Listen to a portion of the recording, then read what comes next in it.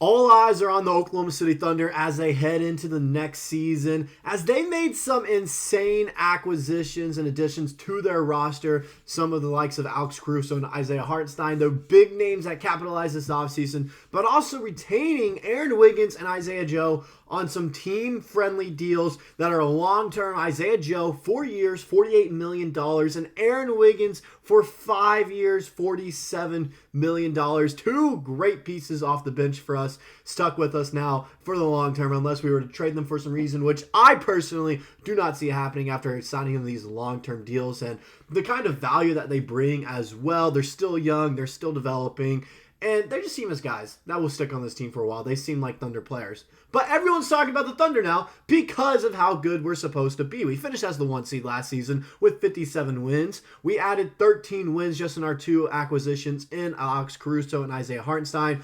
So it says, we should get 70 wins if that's the case. I don't see that happening because 70 wins in this Western Conference is almost impossible, I feel like. The Western Conference is stacked right now. 60 wins feels like 70 wins back in 2016, 2015, all right? That's what it kind of seems like to me. But I do see us potentially getting 65. I know that some people might say that's a reach, but I think our ceiling is 65 wins. I think we can reach that. But I think low end, it's going to be around 55 because injuries do happen, and sometimes players are fatigued. You have off nights. But I do think low end will finish with 55 wins, but it'll be anywhere between 55 and 65. But everyone's talking about us now, all right? Including Zach Lowe of ESPN. He had to say, Thunder are here now to try to win the whole damn thing. All right? That's what he had to say. Word for word, exactly what he said. And I want to talk about how it's not necessarily right now, like this season, we're trying to win it all. Of course we are. I think it's the next 3 to 5 or 6 years that we're trying to win multiple NBA championships. I think we can win one in the next 3 years for sure.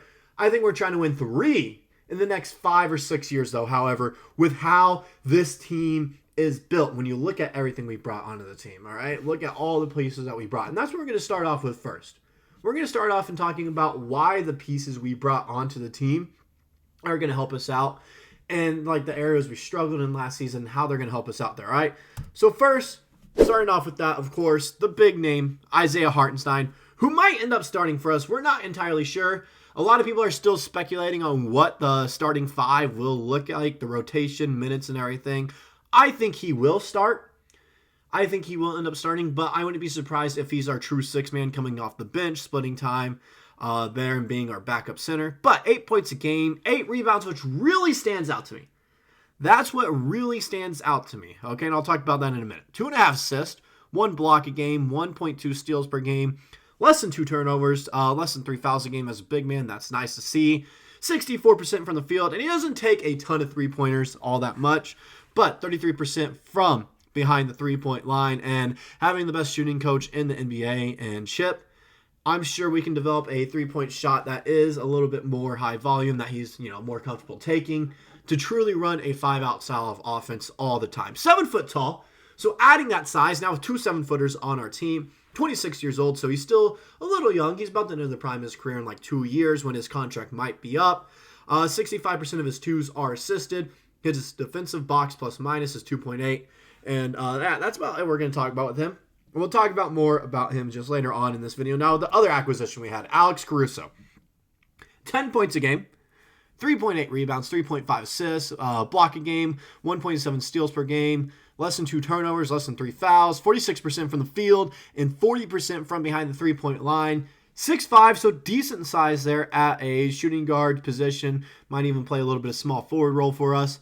30 years old, so he's on the older side, but he's probably our veteran leadership that we're going to rely on, especially for playoff experience, as he has won an NBA championship and 2-time all-defensive team. He shot 39% on corner threes, 89% of his threes are assisted, and 61% of all his shots are 3-pointers. So what is so significant about adding these 2 guys? Well, first with Isaiah Hartenstein, I don't know if you guys noticed at all, during the regular season and also in the postseason, our one true weakness was our size and rebounding. Isaiah Hartenstein helps us out with that phenomenally. All right, 8 rebounds a game, adding that size. He's a physical presence down low to kind of take a load off of Chet Holmgren as well. So it's going to help out our rebounding. All right, if you're just going by those stats alone, by 8 rebounds a game. Okay, and It's just the fact that we have a more physical big man now, and we don't have to rely on Chet Holmgren to be our true center every single time and trying to fight for boards and be our rim protector. He now has some help, so they can split and share this load a little bit more. All right? And I think he'll find his way in our closing lineup. I think our closing lineup, it won't include Lou Dort. I feel like it'll include Alex Caruso and Isaiah Hartenstein.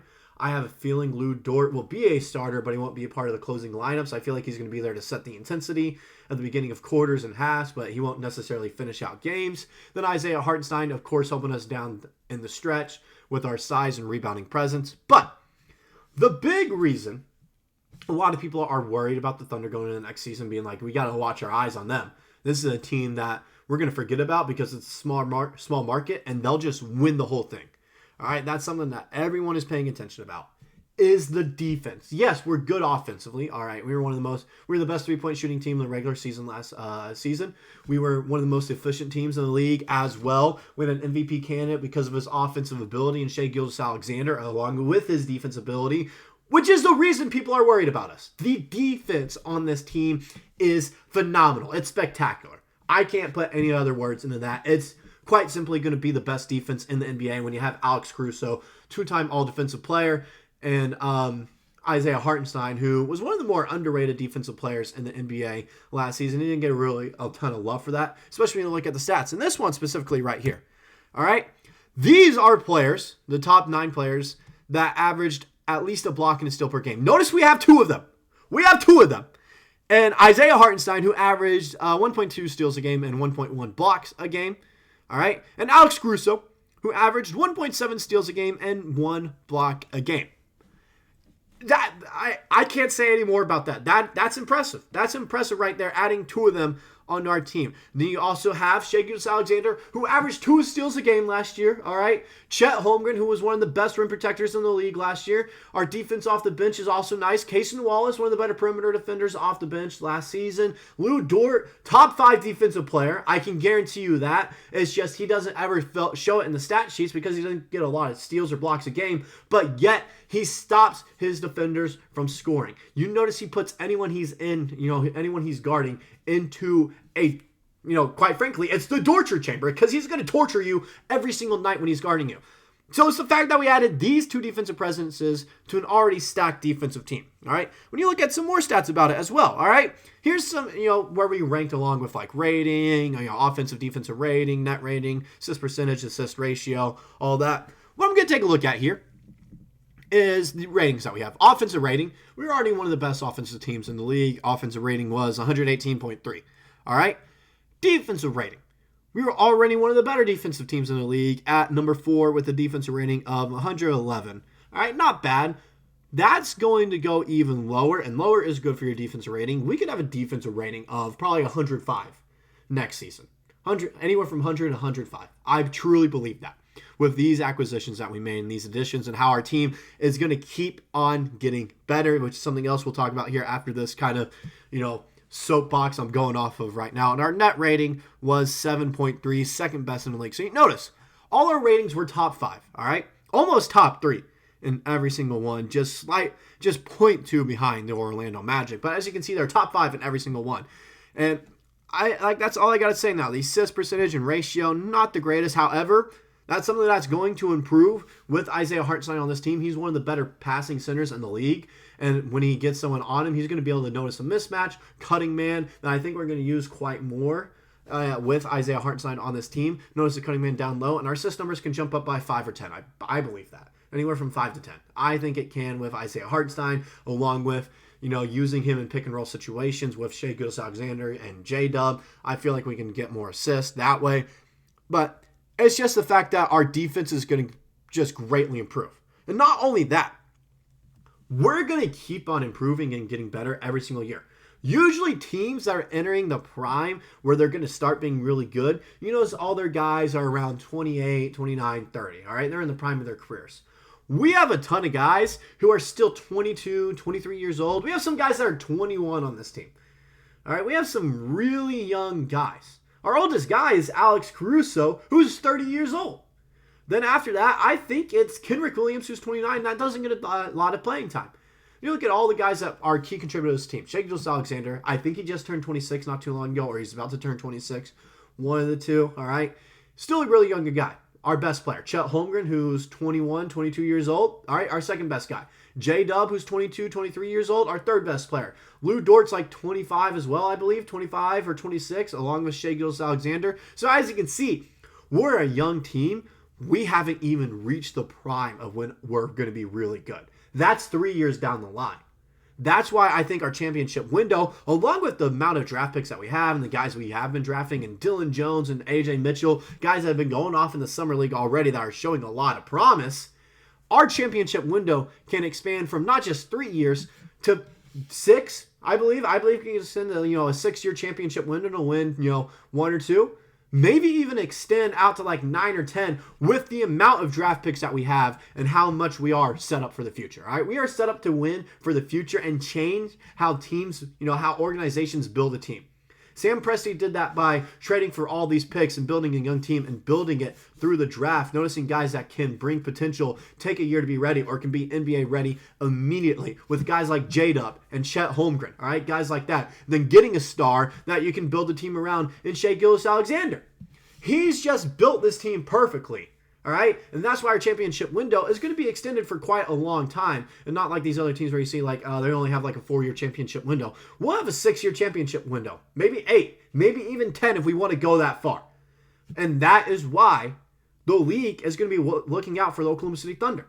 That's why the Thunder are the team to beat next year. I don't care what anyone says. The Celtics just won a championship. I don't care.